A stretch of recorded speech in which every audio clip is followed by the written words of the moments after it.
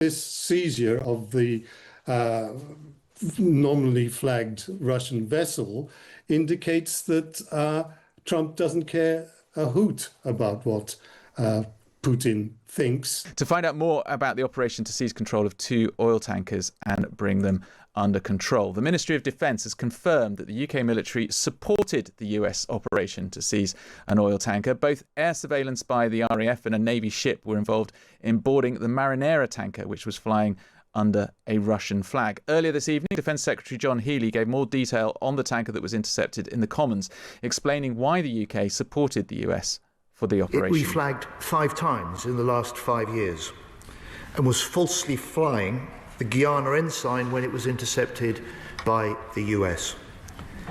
Over a 4-year period, reports suggest that this vessel moved some 7.3 million barrels of Iranian crude oil, the proceeds of which are used to finance terrorism, threat and instability across the world. And the Iranian regime continues to export violence across the region through its proxies and its partners, including Hamas, Hezbollah, the Houthis and Iraqi militias. It maintains support for Russia by supplying Putin with weapons for his brutal invasion of Ukraine, including the Shahid mass drones and missiles which target and kill Ukrainian civilians. And it is telling, of course, that this vessel, in an attempt to evade the seizure warrant, changed its name and tried to adopt the Russian flag. That was the Defence Secretary John Healey speaking in the Commons earlier. Now, even with the attention on these maritime operations, questions still remain about the US intentions with regard to Greenland. We've been hearing from Marco Rubio, the US Secretary of State, who made clear acquiring the territory is a long-standing ambition of the United States. That's always been the president's intent from the very beginning. He said it very early on. I mean, this is not new. He talked about it in his first term, and he's not the first U.S. president that has examined or looked at how could we acquire Greenland. There's an interest there. But so I just reminded them of the fact that not only did Truman want to do it, but President Trump's been talking about this since his first term. This is what the president's press secretary, Caroline Leavitt, has to say about Trump's ambitions in Greenland.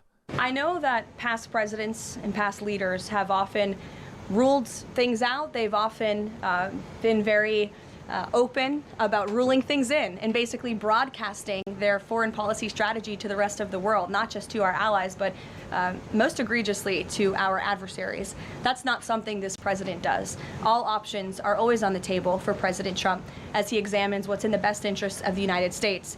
But I will just say that the president's first option always has been diplomacy. We'll get a view on the best intentions for Greenland and Denmark with my interview with a member of the European Parliament, a Danish member of the European Parliament, in a few minutes' time. But let's speak first to Nicholas Williams, who is a Senior Associate Fellow of the European Leadership Network and a former Senior UK Ministry of Defence and NATO official. Nicholas, I started this programme by asking where we should begin. Let's first of all talk about the tankers being taken over, the shadow fleet, the announcement in the House of Commons by the Defence Secretary that Britain was involved in supporting this mission. We've now got 3 tankers which have been forcibly seized by American forces. Where do you think this is going? Well, I think it's going as it appears to be going, that the United States is adamant that the sanctions against Venezuela and other places, Iran, will be enforced insofar as the United States has a capability to do so. And so the complicating factor on today's seizure is that this tanker was Russian flagged. Putin will probably not react except in terms of demanding any Russian citizens on that vessel to be sent to Russia as soon as possible. Yeah, I mean, the first tanker that was taken was something called the Skipper, which we found. There's a brilliant website called marinetraffic.com. So we started looking for it, and it's moored just off the coast of Houston in the Gulf of Mexico or Gulf of America, whatever you want to call it. And I guess the Americans can pretty much take control of as many tankers as they want, because the American Special Forces can move from ship to ship. And once they're captured, they're captured. But what is America going to do with all this hardware and the oil that it's containing? Well, I think the American modus vivendi under President Trump is to act first and think later. I'm sure that they have not plans, but ideas about selling this oil. And one idea has emerged today, which is to, for example, the Venezuelan oil,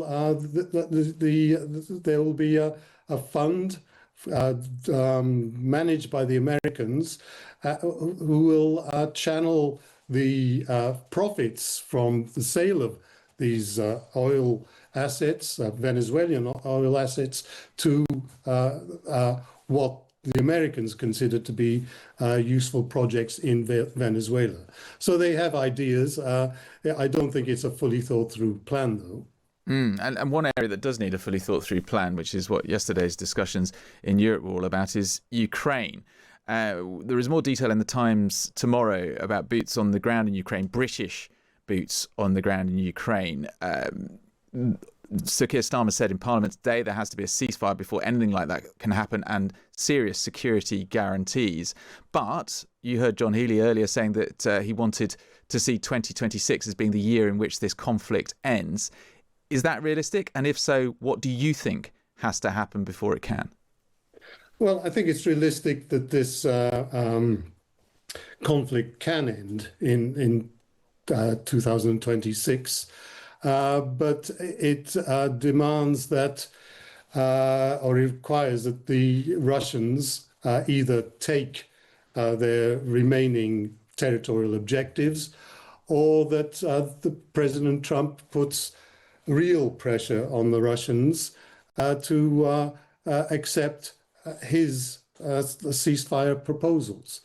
But I doubt whether the Russians are in a mood, particularly after today, to compromise in any way on their maximalist demands. Do you think the seizure of this tanker is a shift in Trump's attitude towards Russia, or can we disregard it? It was simply wanted to get their hands on that tanker and stop it doing what it was doing. Well, it's partly that, but he's fickle, and the Europeans have persuaded him that President Putin is playing Trump and humiliating him. And I think this seizure of the nominally flagged Russian vessel indicates that Trump doesn't care a hoot about what Putin thinks.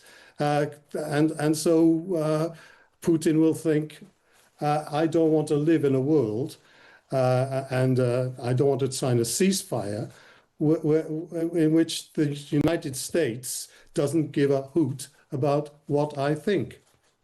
Nicholas, thank you for your time. Nicholas Williams, Senior Associate Fellow of the European Leadership Network.